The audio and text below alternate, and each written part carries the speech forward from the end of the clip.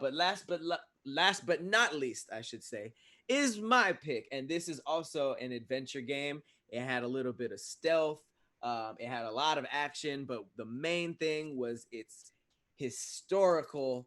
It jumped from like time period to time period, and that is Assassin's Creed, the second one to be Yes. specific. Now, if you don't know what Assassin's Creed is, it's an amazing game about an assassin. You're basically they ditched this element later on, which I'm glad they did. But it started off with you being somebody in modern day world named Desmond, and there was a long like Illuminati secret society called the Templars that dated back since the ancient days, and you are the lineage of a group of a bunch of assassins throughout history, and they basically take you into this DNA machine, and they go into your DNA, and they basically access your ancestors through your DNA. And later along the series, they wiped that part out, and they just kept you as the assassin, because that's what everybody wanted to play anyway. Nobody wanted to run around as Desmond. And the thing that made this series so amazing was they were able to jump time periods. The first one was in like ancient like Jerusalem, and that game was amazing, but it didn't really like it really took off in Assassin's Creed 2, because in this this was in the Renaissance period. You were in Italy, and this game was just beautiful. You know, like you were this dude named Ezio, and you got to literally run around Italy. And you know, you're used to playing Grand Theft Auto, and you're used to being in like the streets of LA and all this stuff. And a lot of us, you know, ain't been over to, you know, Florence and Tuscany and all these places. So to be able to not only like see these beautiful landscapes, you also got this like parkour element that really influenced the whole gaming industry. Like I feel like Assassin's Creed laid the a lot of groundwork for the new open world game, because everything from you know, how you unlock the map by climbing up some giant waypoint and then pressing a button, and then you unlock that part of the map. You know, everything Yep. from like stealth and, you know, disappearing into the crowds, or the main thing is like parkour, how you're able to run and jump on anything and climb buildings. Like that is really what most games are, including Uncharted. So many references. But yeah, this game was so dope. You were basically got all these targets, and you had to figure out the best way to get close to these, like whether it was royalty or just you had to assassinate these, you know, some guards, or trying to get into a place and steal something.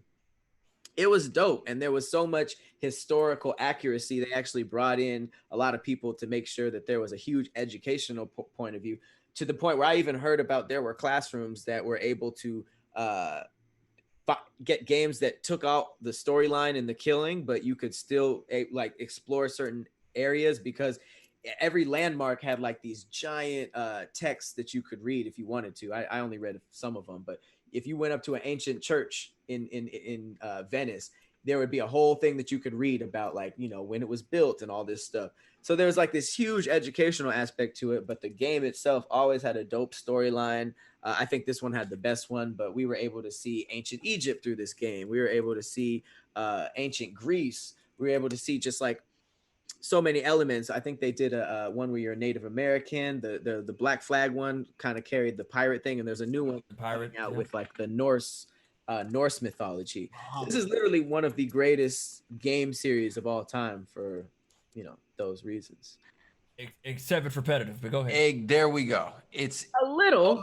amazingly repetitive. But what game isn't? Grand Theft Auto is one of the most repetitive games ever, but it's so open that even something as small as changing the city, you're all in again, because you get to see new things. It's all the same game, but like, who wouldn't want to run around ancient Egypt, you know? And they do upgrade the weapons, with which upgrades like the style of killing. And it's like there's a lot of things that don't really need a lot of upgrading. So, three quick things. One, I was really hyped about this game to come out. Hyped. The first one. The first Right. one. I remember seeing the trailer. I'm like, oh, I'm in. This looks like it's gonna be incredible. I download the game. Excuse me, I go buy the game, I'm playing it, and I immediately get irritated because you have to be extremely patient with this game. Extremely. Like getting close to your target, having to blend in with the crowd.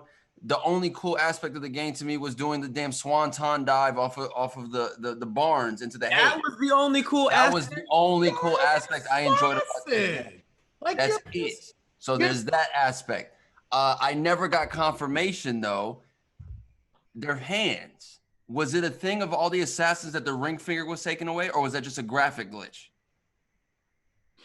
I think for the most part, the blade came out this way. If there might have been one storyline. No, like there was a thing online I remember reading about the assassins of what do they call it? What is the creed called?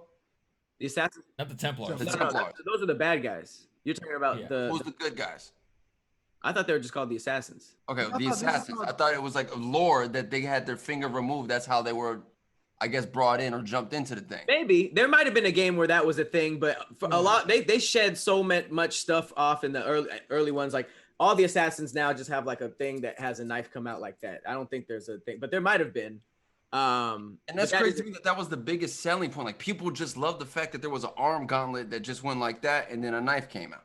That's dope. What are you talking about? There's so many other cool weapons. Why was that the one selling point?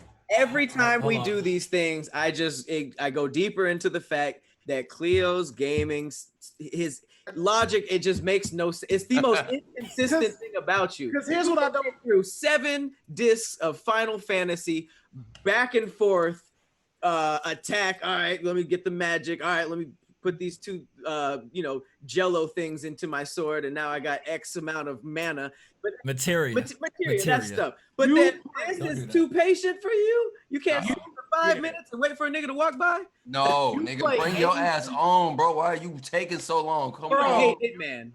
Cleo, you play 83 versions of Mega Man, which is all the same game, and you were just like, that is the greatest thing. Oh, you ain't telling me Mega Man is repetitive. Shoot. Mega Man has different levels. Mega Man has different bosses. I wouldn't say Mega Man's repetitive. Mega Man is not repetitive. Is it not the same game each time? Different level, boss. Yeah. That's fine, but you're getting a different element to the levels and different elements to the bosses. With Assassin's Creed, convinced that people who do not like these type of games to where you have to strategically do things don't like to think. You don't like to think. You don't like to think. But if the assassin had himself a sports car, if he had himself a muscle car that you could put that F550 engine in, Khleo would be there opening damn day. And you see what the problem is, it's too goddamn girly. Reminds me of that other little thing with the 2 guns and the woman doing a little bit of escapade. We know they can't do that, so that's why I would appreciate this kind of thing. But now, if Vin Diesel was in here, first of all, that some bitch wouldn't even be having no thing like that. He'd be throwing hammers, explosions.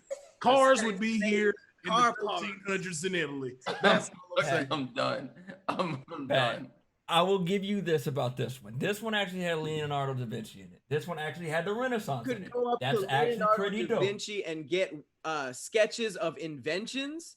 That is the I dopest thing. One of the dopest things that's happened in gaming history. I will say that. Pat, I give you that. But this game, how many games has come out from this? Bro, what are you There's talking like about? 8 now. They introduced Black Flag. There was the whole the pirate thing. I get it. On the ocean. The third one went over the Revolutionary War. Listen, Pat, I've been following this series, bro. Like I know what's going. I get the Syndicate one where they took over the whole Industrial Revolution. I didn't like. I'm here for all of it. See what I'm saying? There's that one. There's Brotherhood. And another thing about this game, it was actually supposed to be the multiplayer version of Prince of Persia. Just so you know, that's how this thing even started. I can see it being a stepping stone out of Prince of Persia, but once it got to the point when you had like a whole clan that followed you and stuff like that, I will admit there were repetitive elements to the point where I will only buy one here and there depending on where they go. If they go somewhere that doesn't seem interesting to me, I won't go. But if it's just like, oh, ancient Mexico, for sure, like I'll buy based on where they go. But yeah, I mean, I'm definitely buying the Valhalla one. I'm the same way. You said what? I said I'm the same way. I'm definitely gonna buy the Valhalla one, but I haven't. That's gonna be good. Yeah, I haven't bought one though since the Egyptian one. So I'm like, I'm like you. I'll wait sporadically through.